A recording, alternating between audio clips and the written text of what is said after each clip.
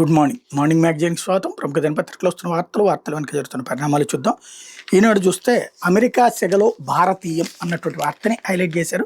New York మేయర్గా మందాని, చరిత్ర సృష్టించిన జోహ్రాన్, 10 చోట్ల రిపబ్లికన్లకు ఎదురుదెబ్బ, భారత సంతతి నేతల ఘన విజయం, వర్జీనియా లెఫ్టినెంట్ గవర్నర్గా మన హైదరాబాదీ హష్మి, సిన్సినాటి మేయర్గా రెండోసారి అఫ్తాబ్ విజయం, నెహ్రూ మాటలను గుర్తు చేసుకున్న మందాని అంటూ అమెరికా ఎన్నికల చరిత్రలో భారతీయం వెలుగులీలింది. న్యూయార్క్ నగరంతో పాటు పలు చోట్ల భారత సంతతి నేతలు ఘన విజయం సాధించి చరిత్ర సృష్టించారు. అధ్యక్షుడు ట్రంప్ను సవాల్ చేసి మరి 34 ఏళ్ల భారత సంతతి యువకుడు జోహ్రాన్ మందాని న్యూయార్క్ మేయర్గా ఎన్నికయ్యారు. ఆయనతో పాటు వర్జీనియా లెఫ్టినెంట్ గవర్నర్గా భారత్లో జన్మించి అమెరికాలో స్థిరపడ్డ గజాలా హష్మి విజయం సాధించారు. సిన్సినాటి మేయర్గా భారత సంతతికి చెందిన అఫ్తాబ్ పూరేవాల్ రెండోసారి ఎన్నికయ్యారు. మంగళవారం జరిగిన కౌంటింగ్లో పలు నగరాల్లో డెమోక్రాట్లు విజయం సాధించి సత్తా చాటారు. ఇది ట్రంప్కి పెద్ద దెబ్బగా భావిస్తున్నారు అన్నటువంటి వార్తని హైలైట్ చేశారు. చివరికి మనం ఇట్టా చెప్పుకుని బతకాలనుకుంటాం భవిష్యత్తులో. ఎందుకంటే వాళ్ళకి ఎవ్వడికి ఒక్కడికి కూడా భారత్ అంటే ప్రేమ ఉండదు. ఇండియా ఆరిజన్ అని మనం చెప్పుకోవాలి.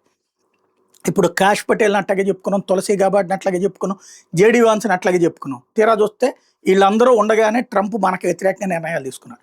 కాబట్టి వీళ్ళు అమెరికాలో సెటిల్ అయినోడు ఎవడు ఇండియా మీద ప్రేమతో ఉండడు.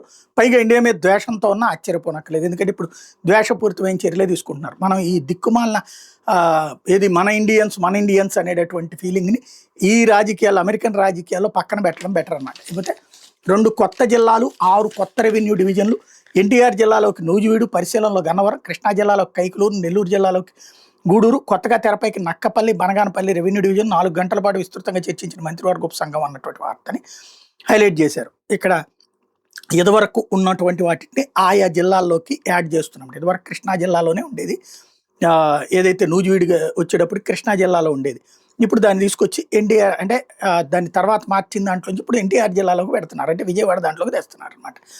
అదే సందర్భంలో గన్నవరాన్ని కూడా తీసుకురావాలి. అది ఇదివరకు మచిలీపట్నం నియోజకవర్గంలో ఉండేది. దాన్ని ఇటుకు తీసుకొచ్చే ప్రయత్నం చేస్తున్నారు. ఇదివరకు వాస్తవంగా విజయవాడ పార్లమెంటరీ సెగ్మెంట్ అంటే నూజివీడు కాదు, అప్పుడు కూడా మచిలీపట్నం సెగ్మెంట్లోనే ఉండేది.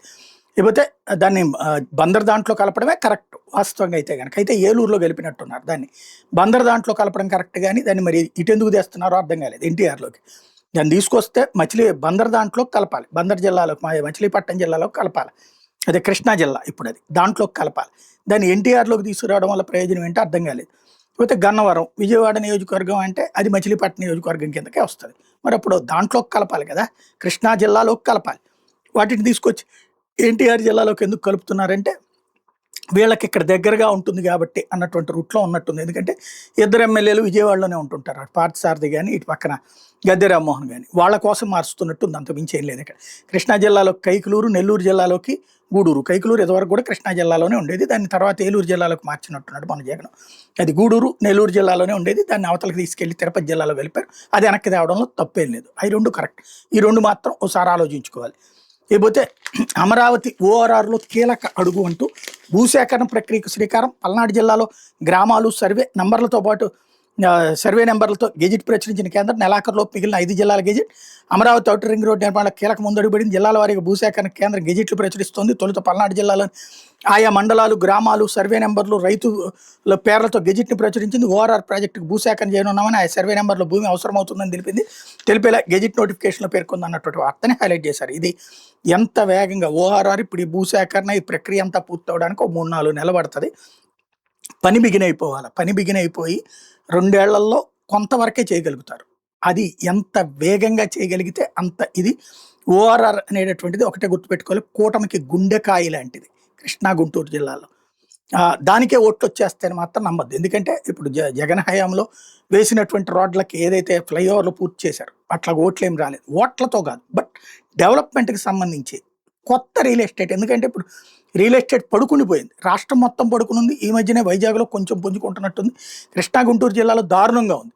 ఇప్పుడు దీనివల్ల ఏమన్నా పికప్ అవుతుంది అని చూడాలి. ఇప్పుడు సబ్ రిజిస్ట్రార్ కార్యాలయాలు లంచాల పర్వం, డాక్యుమెంట్ విలువ ఆధారంగా వసూళ్లు, ఎనీవేర్ రిజిస్ట్రేషన్లలో ఉల్లంఘనలు, డాక్యుమెంట్ రైటర్లదే రాజ్యం, అధికారుల దగ్గర వేలల్లో లెక్క చూపని నగదు, 12 కార్యాలయాల్లో ఏసీబీ సోదాలు అన్నటువంటి వార్తని హైలైట్ చేశాను. నిన్న 120 అన్నటువంటి బ్రేకింగ్లు వచ్చినాయి. కాదు 12 0 కట్ అయిపోయింది అనమాట. బట్ రిజిస్ట్రార్ కార్యాలయాల్లో లంచాలు అనేటువంటిది నిరంతర ప్రక్రియ సాగుతోంది. దానికి పరిష్కారం ఏంటి అంటే అప్పుడప్పుడు ఇట్లాంటి రైట్స్ అనుకుంటున్నారు కానీ అది కాదు. దానికి ఏదన్నా ఆల్టర్నేటివ్ ఆలోచించాలి. లేకపోతే కూటమి ఏర్పాటుపై విజయదే నిర్ణయాధికారం టీవీకే ప్రత్యేక సర్వసభ సమావేశాల తీర్మానం. వచ్చేడాది తమిళనాడు శాసనసభకు జరగనున్న ఎన్నికల నేపథ్యంలో కూటమి ఏర్పాటుపై పూర్తిస్థాయి నిర్ణయాధికారం తమిళగ వెట్రి కైజగం అధ్యక్షుడు విజయ్కి అప్పగిస్తూ ఆ పార్టీ ప్రత్యేక సర్వసభ సమావేశంలో తీర్మానించారు. బుధవారం మామల్లపురం సమీపాన పూంజేరులోని హోటల్లో విజయ్ అధ్యక్షత జరిగిన ఈ సమావేశంలో మొత్తం 12 తీర్మానాలు ప్రతిపాదించి ఆమోదించారన్నటువంటి వార్తని హైలైట్ చేశారు. బట్ ఇక్కడ మొన్నటిదాకా ఒంటరిగా పోటీ చేస్తానన్నాడు. ఇప్పుడు జనం కలిసి లేకపోతే కష్టం అనుకుంటున్నట్టున్నాడు. లేకపోతే సాక్షి వైద్య విద్యార్థులకి శాపం బాబు ప్రైవేటు జపం అంటూ కొత్త మెడికల్ కాలేజీలకు అడ్డుపడ్డ కూటమి సర్కార్ కన్వీనర్ కోట సీట్ల కోత ఏపీలో గత ఏడాది 700, ఏడాది 1750 ఎంబీబీఎస్ సీట్లు పోయి 2 ఏళ్లలో 2450 మెడికల్ సీట్లు కోల్పోయిన మన విద్యార్థులు సీట్లు పెరగకపోవడంతో మనకు తీవ్ర అన్యాయం. వైద్య విద్య కళలు ఆవిరి. ఏపీ తెలంగాణ మధ్య మెడికల్ సీట్ల కటాఫుల్లో తీవ్ర వ్యత్యాసం. తెలంగాణలో నీట్ ఓపెన్ కేటగిరీలో 406 మార్కులకే కన్వీనర్ కోటాలు ఎంబీబీఎస్ సీట్లు. ఏపీలో 484 మార్కులు వచ్చిన ఓసీ విద్యార్థులకు దక్కని కన్వీనర్ సీటు. బీసీఏలో 341 మార్కులు వచ్చిన విద్యార్థికి తెలంగాణలో కన్వీనర్ సీటు. అదే విభాగంలో 100కు పైగా మార్కులు అదనంగా తెచ్చుకున్న ఏపీ విద్యార్థులకు నిరాశ. దేశ చరిత్రలో మెడికల్ కాలేజీలు తమకు వద్దని చెప్పి చరిత్రకెక్కింది. చంద్రబాబు ఒక్కరేనని సర్వత్రా విమర్శలు. మన విద్యార్థులకు మెడికల్ సీట్లు, పేదలకు చేరువలు, నాణ్యమైన సూపర్ స్పెషాలిటీ వైద్యం లక్ష్యంగా ఒకేసారి 17 మెడికల్ కాలేజీల నిర్మాణానికి మాజీ సీఎం వైఎస్ జగన్ శ్రీకారం అన్నటువంటి వార్తని హైలైట్ చేశారు. ఇది మాత్రం ఖచ్చితంగా ఇది ఓట్ల మీద ప్రభావం చూపెడుతుందో లేదో తెలియదు కానీ రాష్ట్రానికి మాత్రం అతిపెద్ద ద్రోహం. జగన్ అనేటటువంటి వాడి మీద కోపం ఉంటే జగన్ మీద కేసులు ఎట్టుకొని జగన్ ఏమైనా చేయండి, కానీ జగన్ తీసుకొచ్చినటువంటి కాలేజీలు అతనికి పేరు వస్తాయి అని చెప్పి ఆగడం ఏంటో నాకు అర్థం కాలేదు. ఇప్పుడు ఆ లెక్కనైతే ఎన్టీఆర్ హెల్త్ యూనివర్సిటీ అన్నటువంటిది ఎన్టీ రామారావు గారు తీసుకొచ్చినటువంటిది. ఆ తర్వాత కంటిన్యూగా విజయవాడలో తెలుగుదేశమే గెలిచింది. ఆ తర్వాత వేరే వాళ్ళు గెలవలేదా? ఉపేంద్ర గెలవలేదు 2 సార్లు, లగడపాటి రాజగోపాల్ గెలవలేదా? అంటే అంత మాత్రాన అయిపోతుందా? బేసిక్గా ఎలక్షన్లకి దీనికి సంబంధం లేదు. కానీ గుర్తుపెట్టుకుంటాం కదా, హెల్త్ యూనివర్సిటీ అని పేరు చెప్పగానే ఎన్టీఆర్ అని గుర్తుకొస్తుంది. అట్లాగే ఇక్కడ చంద్రబాబు గారి టైంలో కనుక ప్రారంభమైతే బాబు గారి పేరే గుర్తుకొస్తుంది కదా. ఎందుకు చెడగొట్టుకుంటున్నారు? జగన్ వాటిని ప్రతిపాదించాడు, అన్నీ అవ్వలేదు కదా. అతను ఒక 7 చెప్పుకుంటాడు, మిగతా 10 మనం చెప్పుకోవచ్చు కదా. అది చెప్పుకునే అవకాశాన్ని కోల్పోతున్నాం కదా. ఇంకోటి విద్యార్థుల జీవితాలతో చెలగాటం అంటే ఎందుకు? మధ్యతరగతి ఎక్కువగా తెలుగుదేశాన్ని నమ్మేది, వాళ్ళనే ముంచుతున్నాం కదా మనం. లేకపోతే ఆకలితో అలమట అంటూ తుఫాను గండం దాటినా కష్టాల సుడిగుండంలోని మత్స్యకారులు, వేటకు వెళ్లినా చేపలు పడిన దయనీయ స్థితి. ఉప్పాడ ప్రాంతంలో సాయం కోసం ఎదురుచూపులు. సొంత నియోజకవర్గంలో పవన్ పలకరింపునికే నోచుకునే పరిస్థితి. జగన్ హయాంలో ఉన్న భరోసా ఇప్పుడు లేదని ఆవేదన అంటూ కాకినాడ జిల్లా ఉప్పాడలో చేపల వేట లేకపోవడంతో వలలు సరి చేసుకుంటున్న మత్స్యకారులు అంటూ మాకు సముద్రంలో చేపల వేట తప్ప మరో తెలియదు. రోజుల తరబడి సముద్రంలో వేటకు వెళ్ళిన చేపలు పడడం లేదు. తుఫాన్ దెబ్బకు మరింత ఆర్థిక ఇబ్బందులు చిక్కున్నాయి. ఇప్పుడు మా ఇంట్లో ఆడవాళ్ళు పనులకు వెళ్ళి మమ్మల్ని పోషించాల్సిన పరిస్థితి వచ్చింది. ప్రభుత్వ సాయం కోసం ఎదురు చూస్తున్నాం అంటూ ఉప్పాడ రైతుకు సంబంధించినటువంటిది హైలైట్ చేశారు. ఎందుకు వచ్చింది ఇది ఖచ్చితంగా చర్చించుకోవాలి. నేను ఎన్నోసార్లు చెప్పా, సముద్ర తీర ప్రాంతాలని, మన సముద్ర తీర ప్రాంతాల కెమికల్ ఫ్యాక్టరీలు అంటే ఏదైతే ఈ మందులు ఫ్యాక్టరీలు పెడుతున్నాం అవన్నీ తీసుకెళ్ళి అందులో పోస్తున్నాం. వాటి ఇంపాక్ట్ మన పరిసరాల్లో ఎక్కడా కూడా చేపలు బతకవు. అవి వాటిని మనం పిల్లలేస్తాయి, చచ్చిపోతాయి, అంత మించి ఏం లేదు. దానికి మరి పరిష్కారం ఏంటో ఆలోచించాలి. అట్లా ఆలోచించండి. మత్స్యకారుడి కోణంలో చూడాలా, లేకపోతే పారిశ్రామిక ప్రగతి కోణంలో చూడాలి. పారిశ్రామిక ప్రగతి కోణంలో చూస్తేనేమో పరిశ్రమలు కావాలి, మత్స్యకారుడి కోణంలో చూస్తేనేమో పరిశ్రమల వల్ల చేపల మత్స్య సంపద నాశనం అయిపోతుంది. దీని మీద సరైనటువంటి ఆలోచన చేయగలుగుతారంటే ఏమీ లేదు, మాటలు నడుస్తుంటాయి.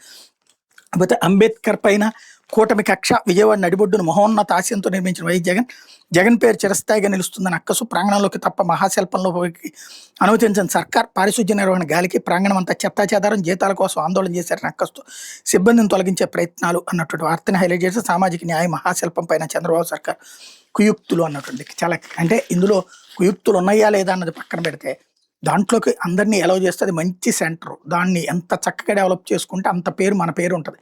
జగన్ పెట్టాడని జగన్నే ఎవడో ఇప్పుడు ఎగ్జిబిషన్ పెట్టిన వాళ్ళని ఏమైనా ఓట్లు ఎత్తారేంటి? కాదు కదా. బేసిక్గా అక్కడ మంచిగా చూసుకోవడం అన్నటువంటిది ముఖ్యం.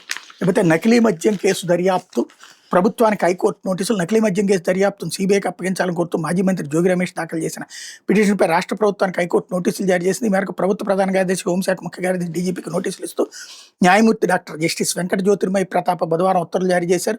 జోగి అరెస్ట్ తర్వాత జరిగిన పరిణామాలతో అదనపు అఫిడవిట్ దాఖలు చేసేందుకు వెసులుబాటునిస్తూ విచారణను ఈ నెల 12కి వాయిదా వేశారు. దీనికి ముందు జోగి రమేష్ తరపున సీనియర్ న్యాయవాది పొన్నవోలు సుధాకర్ రెడ్డి వాదనలు వినిపించారు. కేసును రాజకీయ కక్ష సాధింపులు, రాజకీయ కోణంలో దర్యాప్తు చేస్తున్నట్టు తెలిపారు. నకిలీ మద్యం కేసులో ప్రభుత్వ దర్యాప్తు నిష్పాక్షికంగా జరగడం లేదు. అందుకే సీబీఐకి ఇవ్వాలని కోరుతున్నాం. మొదటి నిందితుడిగా ఉన్న అద్దేపల్లి జనార్దన్ రావు అరెస్ట్ కాకముందు ఎప్పుడు జోగి రమేష్ గురించి మాట్లాడలేదు. పోలీస్ కట్టీలోకి వెళ్ళాక నకిలీ మద్యం మొత్తానికి జోగి ప్రధాన సూత్రధారని చెప్తున్నట్టు వీడియోని రికార్డ్ చేసి విడుదల చేశారు. ఇది బలవంతంగా తీసినట్టుగా అనిపిస్తుంది. దీని వెనక జోగి రమేష్ నిరికించే పెద్ద కుట్ర ఉంది. జనార్దన్ రావు వాంగ్మూలాన్ని ఆధారం చేసుకుని ఈ వ్యాజ్యం దాఖలు చేసిన తర్వాత పిటిషనర్ పోలీసులు అరెస్ట్ చేశారని పేర్కొన్నారు. మొత్తం వ్యవహారంలో స్థానిక పోలీసులు, సిట్ అధికారులు పక్షపాతం వ్యవహరిస్తున్నారు. ప్రభుత్వం తరపున అడ్వకేట్ జనరల్ దమ్మాలపాటి శ్రీనివాస్ స్పందిస్తూ పిటిషనర్ ఇప్పటికే అరెస్ట్ అయ్యారని, వ్యాజ్యానికి విచారణ అర్హత లేదని తెలిపారు. నిందితుడికి దర్యాప్తు సంస్థలు ఎంచుకునే అవకాశం లేదని, ఇదే విషయాన్ని న్యాయస్థానాలు స్పష్టంగా చెప్పాయన్నారు అన్నటువంటి వార్తని హైలైట్ చేశారు. దర్యాప్తు పక్షపాతంతో ఉంటే సిబిఐ విచారణ కోరవచ్చు అన్నటువంటి పొన్నవోలు వాదన నేపథ్యంలో నోటీసులు ఇచ్చారు. పాపం ఇక్కడ కొన్ని ఫేసులు చూస్తే ఆ కోర్టులు ఎందుకో కావాలని, లేదా వాళ్ళ వాదనలో పచ్చలేదు, లేకపోతే వాళ్ళని చూస్తేనే నీటి వస్తుందో తెలియదు. వైఎస్ఆర్ కాంగ్రెస్ పార్టీ వాళ్ళు ఏదేసినా ఎదురు దెబ్బలే తగులుతున్నాయి. ప్లస్ ఇక్కడ ఈ లాయర్లని కూడా వాళ్ళు సీరియస్గా చూడట్లేదు న్యాయస్థానం. సరైనటువంటి లీగల్ టీంని ప్లాన్ చేసుకోవాల్సిన బాధ్యత అయితే వైసీపీ మీద ఉంది. అది ఉన్నట్టు కనిపించట్లేదు. వాళ్ళు ఏమట్లా ప్లాన్ చేస్తున్నారు. అయితే ఆంధ్రజ్యోతి క్వాంటమ్ వ్యాలీ వడివడిగా అంటూ జనవరి 1 ప్రారంభోత్సవానికి సన్నాహాలు. 50,000 మంది విద్యార్థులకు మౌలిక క్వాంటమ్ నైపుణ్యాల శిక్షణ, వీళ్లలో 3,000 మందికి అత్యున్నత శిక్షణ, 100 మంది ఉన్నత పరిశోధకుల తయారీ, శాశ్వత టాలెంట్ హబ్ ఏర్పాటే లక్ష్యం. టీచింగ్ ల్యాబ్లపై 108 సంస్థల ప్రతిపాదనలు, 197 యూనివర్సిటీల్లో శిక్షణ పొందిన 1,056 మంది ఫ్యాకల్టీకి సిద్ధం. రాజధాని అమరావతిలో క్వాంటమ్ కంప్యూటింగ్ వ్యాలీ ఒడివడిగా రూపుదిద్దుకుంటుంది. వచ్చే ఏడాది జనవరి 1 దీని ప్రారంభోత్సవానికి పెద్ద ఎత్తున సన్నాహాలు జరుగుతున్నాయి. పరస్పర సహకారం, గ్లోబల్ భాగస్వామి ప్రాతిపదికన పలు అంతర్జాతీయ సాంకేతిక సంస్థలు జాతీయ స్థాయిలో తొలి క్వాంటమ్ కంప్యూటింగ్ ఎకోసిస్టమ్ను అభివృద్ధి చేసేలా కార్యాచరణ అమలు చేస్తున్నట్టు ప్రభుత్వ వర్గాలు బుధవారం ఒక ప్రకటనలో వెల్లడించాయి అన్నటువంటి వార్తని హైలైట్ చేశారు. లేకపోతే పరుగు అంటూ 12 సబ్ రిజిస్ట్రార్ ఆఫీసుల్లో ఏసీబీ ఆకస్మిక తనిఖీలు. ఆలగడ్డ కార్యాలయానికి ఏసీబీ రావడంతోనే సామాగ్రి వదిలి డాక్యుమెంట్ రైటర్లు పరారు. ఒంగోలులో డబ్బులు విసిరేసిన కొందరు. వాష్రూమ్ నుంచి నగదు స్వాధీనం, లంచం ఫిర్యాదులు ఎక్కువడంతో జూలు విధించిన ఏసీబీ అధికారులు. తలుపులు మూసి సెల్ ఫోన్లు తీసుకుని రాత్రి వరకు సోదాలు. ఉలిక్కిపడ్డ ఎస్ఆర్ఓలు. 10,000 నుంచి 75,000 వరకు లెక్కచూపని నగదు లభ్యం. నేడు సోదాలు అంటూ మెరుపు దాడులు వెనక మర్మ రిజిస్ట్రేషన్ దాఖలు. అసలు ఏం జరుగుతుంది? కొన్ని ఆఫీసులు లంచం చిన్నమాట, అంతకు మించి అక్రమాలకు అడ్డాలవి. సస్పెన్షన్ వేటు పడకుండా భారీగా బేరాలన్నటువంటి వార్తని హైలైట్ చేశారు. 2 జిల్లాలు 7 డివిజన్లు అంటూ స్పష్టత దిశగా మంత్రివర్గ ఉపసంఘం. కొత్తగా మదనపల్లె, మార్కాపురం జిల్లాలు డివిజన్లుగా నక్కపల్లి, అద్దంకి, మడకసిర, బనగానపల్లె, పీలూరు, అవనగడ్డ, కెద్దలు, కందకూరు మళ్లీ ప్రకాశం జిల్లాలోకి, పలు మండలాల జిల్లాలు మార్పు, పరిమితంగానే పునర్వ్యవస్థీకరణ అన్నటువంటి వార్తని హైలైట్ చేశారు. లేకపోతే హర్యానాలోనూ ఓట్ చోరీ అంటూ 25 లక్షల నకిలీ ఓట్లతో బీజేపీ మా గెలుపును దొంగిలించింది. ఆపరేషన్ సర్కార్ చోరీలో ప్రధాని మోడీ, అమిత్ షాతో సీఈసీ ఇద్దరు ఎన్నికల కమిషనర్లు కుమ్మక్కయ్యారు.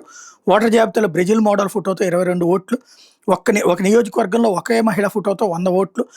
ఫైల్స్ పేట హైడ్రోజన్ బాంబు పేల్చిన రాహుల్ని తప్పుగా ఆరోపణలు కొట్టిపారేసిన బీజేపీ అన్నటువంటిది వార్త రాశారు. హైడ్రోజన్ బాంబులును, లేకపోతే ఇక రాబోయేటటువంటి రోజుల్లో మానవ బాంబులు కూడా వేస్తాడేమో తెలియదు. ఆయన ఏం మాట్లాడతాడో ఆయనకే తెలియదు. ఆయన చెప్పేదాన్ని రాసేటందుకు బుర్ర కొంచెం అన్న. మిగతా వాటి మీద అదే మోడీ మాట్లాడితే దానికి కౌంటర్ స్టోరీలు కూడా పేపర్ రాస్తాయి. మరి రాహుల్ మాట్లాడుతుంటే దాన్ని హైప్ ఇస్తున్నారు. మరి వీళ్ళకి కూడా అమ్ముడుపోతున్నారు, లేకపోతే మోడీ మీద ద్వేషాన్ని ఆ విధంగా తీర్చుకుంటున్నారో అర్థం కావట్లేదు. లేకపోతే మెరుపు దాడులు వెనక మర్మం అంటూ కొన్ని సబ్ రిజిస్ట్రార్ ఆఫీసుల్లో లంచం చిన్నమాట అన్నటువంటి పాయింట్ని ఇందులో మెన్షన్ చేసుకుని వచ్చారు. లేకపోతే రైతులపై జగన్ దండయాత్ర అంటూ తుఫాన్ తగ్గిన వారం తర్వాత షో బుద్ధా వెంకన్న స్టేట్మెంట్. అట్లాగే జగన్కు సూపర్ చెక్కు, నీ ఇష్టం వచ్చిన గ్రామానికి ఈ క్రాప్ నమోదుపై జగన్కు మంత్రి అచ్చన సవాల్ అన్నటువంటి వార్తల్ని హైలైట్ చేశారు. ఇది దినపత్రికలో వచ్చిన వార్తలు వెనకాల జరుగుతున్నటువంటి పరిణామాలు.